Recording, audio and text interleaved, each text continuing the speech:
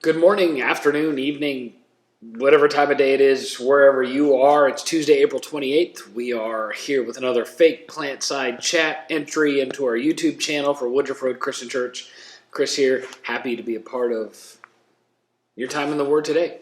Hope this devotional thought has some benefit for you. So I got to tell you, I was thinking about science, physics in particular. I know. That's weird. I don't really do that. I try and avoid science at all costs because unless it's like space science and teleportation, why haven't we figured that out? Or, traveling faster than light speed. I think about that stuff all the time. Lightsabers. Come on, science. Pick up the pace.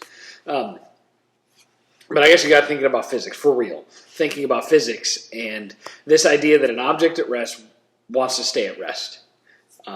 And the other idea, a rolling stone gathers no moss. I'm pretty sure that's not science, but in my understanding of physics, it works, and they're completely related. So an object at rest wants to stay at rest. That is until, an external force is put upon it to move it. Spiritually speaking, how we relate everything that we're kind of dealing with right now and what we're looking forward to coming back together as the church, speaking, in a spiritual sense, are we truly an object at rest? Has the church become so satisfied with where it's been in society, in politics, its influence on culture, that it has legitimately become an object at rest? And therefore, if that's the case, an object at rest wants to stay at rest. It wants to do whatever it can, minimally, kind of like a dad sitting on, the couch in his favorite spot in the middle of the afternoon at nap time. The church has got to be aware of where it's at. Is there movement involved?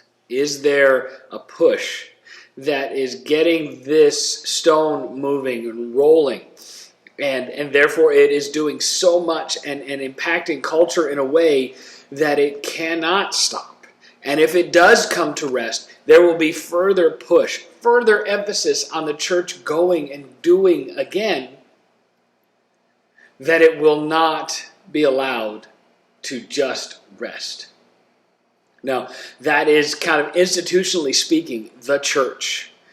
Are we a body at rest? Now let's also look at this idea as individuals. As far as our faith journey, our faith, and how we express that, how we practice that, how we live our belief, are we an object at rest? Do we find ourselves trying harder and harder to stay still than we do to live under the impact of a very powerful, moving spirit? So think about this idea of what external forces have been pushing on you in your life to get you to either move or do.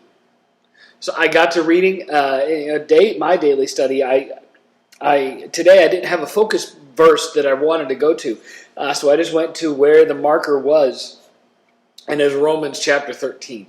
And this is what impacted me today from Paul's writing to the church in Rome. And the heading caught my eye, and I really spent some time there. Love fulfills God's requirements. It's Romans 13, starting in verse 8.